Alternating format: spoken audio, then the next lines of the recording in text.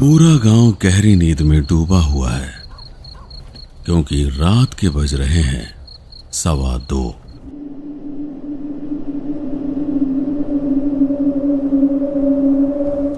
ये सुनसान उबड़ खाबड़ रास्ता वहां तक जाता है जहां जाने से लोग अक्सर घबराते हैं।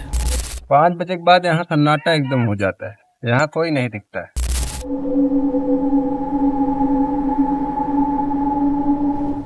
एक वीरान रेलवे स्टेशन जो कई दशकों से बंद पड़ा है। ना कोई मुसाफिर, ना कोई कर्मचारी। आखिर इसके पीछे वजह क्या है? आइए पता लगाते हैं।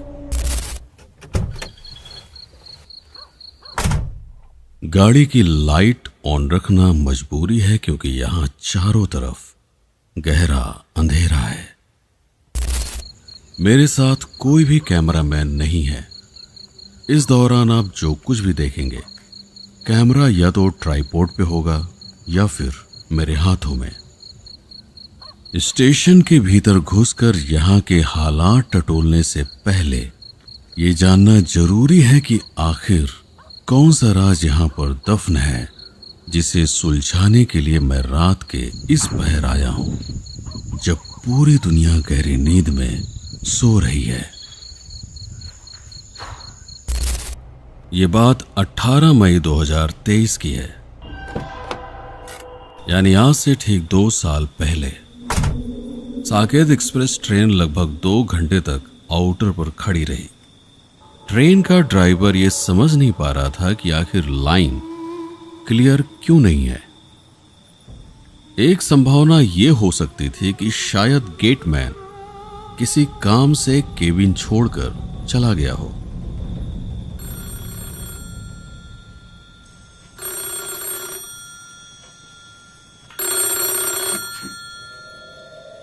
गेटमैन ने फोन पर बताया कि पास की रेलवे लाइन पर कुछ गांव वाले किसी चीज को देखने के लिए इकट्ठा हुए हैं। स्थानीय पुलिस के साथ जब आरपीएफ वहां पहुंची तो उस अनजान चीज को सावधानी के साथ रेलवे लाइन से हटाकर ट्रेन को जाने के लिए सिग्नल दिया गया।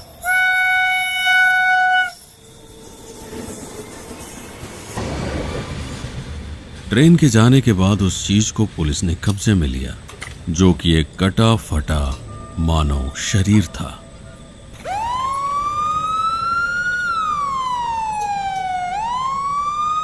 इस स्टेशन पर होने वाले हादसों में एक और फाइल पुलिस के पास जमा हो गई थी। अगले दिन लोगों को अखबार से पता चला कि वो एक 21 साल का नौजवान था जो पास के सोनारी गांव का रहने वाला था। लेकिन हादसे की वजह क्या थी? क्या उसने खुद से ऐसा किया था या किसी ने उसे ऐसा करने के लिए उकसाया था? कौन से गांव से हैं आप? ग्राम सोनारी। कुछ साल पहले आपके गांव का एक लड़का जी स्टेशन पर आकर कट गया था। हाँ, कट गया था। आखिर मामला क्या था? वो जो लड़का कट गया था कुछ दिमाग का मोटा था। बस वो लड़का पहले दुकान पे रहता था श्री रामगंज में। वो घर से कुछ झगड़ा झंझट हुई, लड़के को मार दिया था। बस उसी में टुंड दोनों भाई में हुआ, यहाँ चला आया था। तो क्या इसी तरह से कई हादसे अक्सर यहाँ पे होते रहते हैं? हाँ भैया, कटे बहुत है। से कपल बैठ गया नहीं, खाली गाड़िया वही से कट गया है। और उतरा तो जो गाड़िया चालू हो गया खड़ा रहा, खड़ा तो फिर दिन एक हादसा और आगे हुआ था लड़की का, वो भी कटी हुई थी। ये वाकया हुआ कैसे था? लड़की वाले में ऐसे था कि रात की कटी हुई मिली थी, कोई था नहीं, लाश पड़ी हुई थी। ट्रेन नया ना मारा मुड़ियो कर दिया, कटो रहा। एक सौ है ये निम्नक चढ़वा रहा है, वो कहानी कहाँ कर रही? क्या स्टेशन पर कोई ट्रेन रुकती है? केवल एक मेमो पैसेंजर रुकती है, रात को 8 बजे और दिन में सुबह 9 बजे रुकती है। प्रयागराज से आने वाली मेमो ट्रेन खुंडौर स्टेशन पर पहुंचती है 8:42 पर।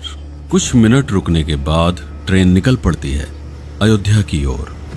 7 किलोमीटर का एक सुनसान सफर तय करने के बाद ये आकर रुकती है रामगंज स्टेशन पर। रेलवे का टाइम है 8:51 का। यहाँ पर रुकने का आधिकारिक समय है सिर्फ 1 मिनट, लेकिन यहाँ से निकलते निकलते अक्सर 9 बज ही जाते हैं, क्योंकि स्टेशन पर कुछ लोग आते ही तभी हैं जब ट्रेन यहाँ पर खड़ी हो।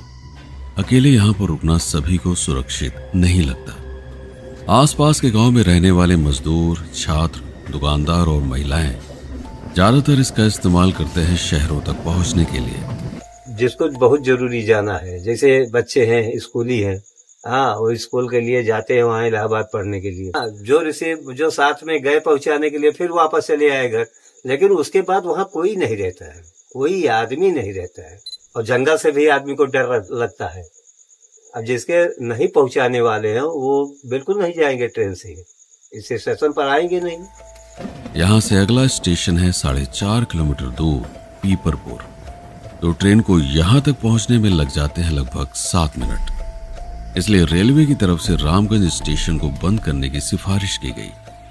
अगर ट्रेन रामगंज स्टेशन पर न खड़ी हो तो 9 बजे तक यहाँ पहुँच सकती है, जहाँ से वापस रामगंज आने के लिए ई रिक्शा बड़ी तादाद में मिल जाते हैं। लेकिन मेमो ट्रेन चलाई ही इसलिए जाती है कि रास्ते में जितने भी छोटे बड़े स्टेशन पड़े, ट्रेन को वहां कम से कम 1 मिनट के लिए खड़ा होना है, ताकि गांव और शहर के बीच एक सस्ता और तेज सफर मुमकिन हो सके।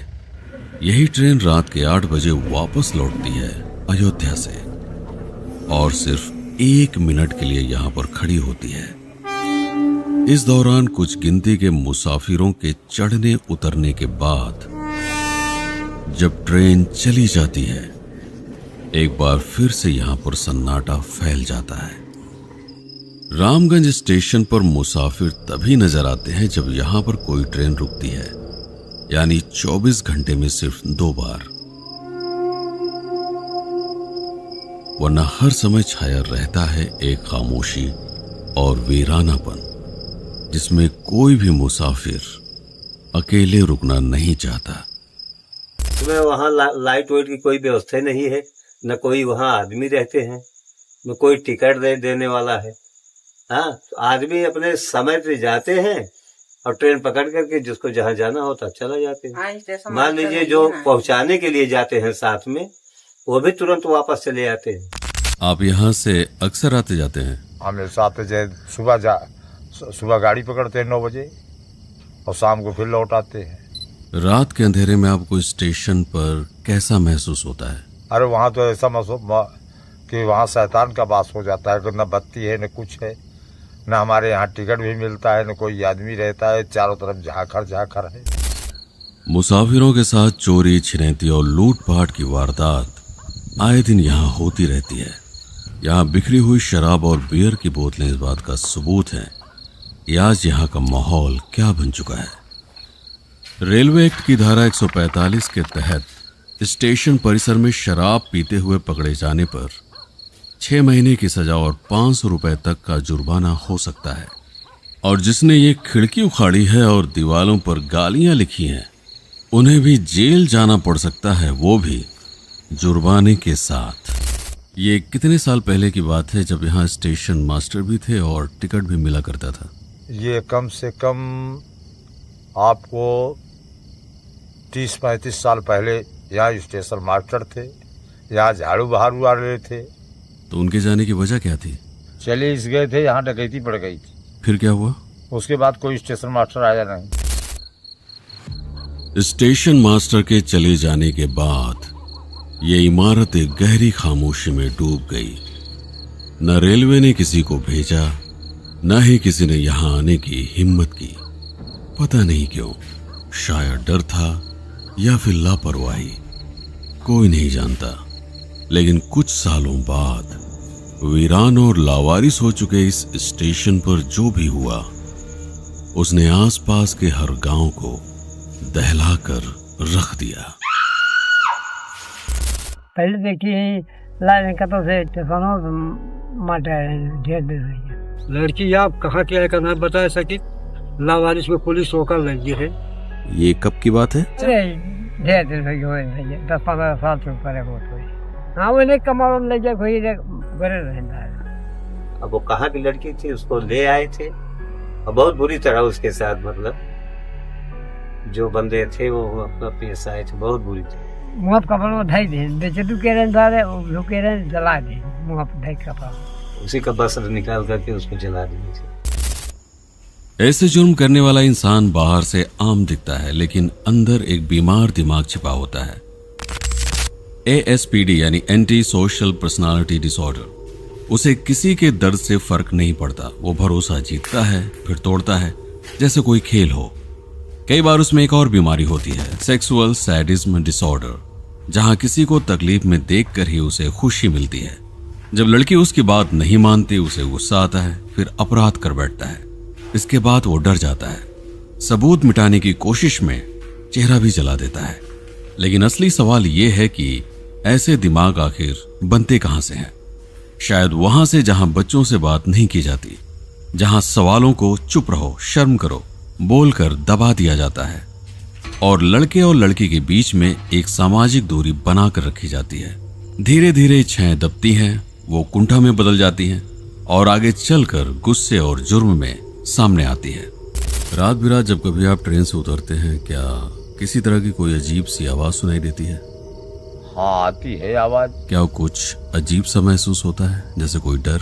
भाई हम तो उतरते हैं तो हमको तो कुछ नहीं जलाई देता है, लेकिन एक भय तो जब देखा है लाश को तो भय तो लगभग करती है। चूंकि आप एक यात्री हैं और स्टेशन का इस्तेमाल करते हैं ट्रेन पकड़ने के लिए, तो आपके लिहाज से क्या किया जा सकता है स्टेशन का? ये स्टेशन को हमको हमारा तो ये विचार है स्टेशन बनाया जाए और यहाँ स्टेशन मास्टर रखे जाए, यहाँ जो कर्मचारी थे वो कर्मचारी रहे। लाइट होनी चाहिए, दूसरा चीज जो है पानी की वहाँ व्यवस्था होना चाहिए, और तो ये समझ लीजिए कि इनको GRPF वालों को होना चाहिए, RPF वाले होने चाहिए, हाँ स्टेशन के रौनक होने चाहिए, अच्छा स्टेशन बनना चाहिए, ये सब सारी सुविधाएं होना चाहिए, लेकिन यहाँ कोई सुविधा नहीं है सर। हम सब दो दुनिया एक साथ जीते हैं, एक बाहर की जहां लोग हमारे बारे में क्या सोचते हैं हम इसकी परवाह करते हैं और इससे डर लगता है, और दूसरी हमारे भीतर जहां सोचने की पूरी आजादी है, ना कोई शर्म ना कोई डर, कुछ भी सोचकर जिया जा सकता है। लेकिन दिक्कत तब खड़ी होती है जब ये अंदर की दुनिया बिना किसी रोक टोक के बाहर आना चाहती है। तब इंसान ढूंढता है कोई वीरान दीवार, कोई सुनसान कोना, जहां वो अपनी घुटन, अपना तनाव, अपनी मनमर्जी किसी और के ऊपर निकाल सके। और यहीं से इंसान का वो रूप बाहर आता है जो किसी जानवर से भी ज्यादा बदतर हो सकता है।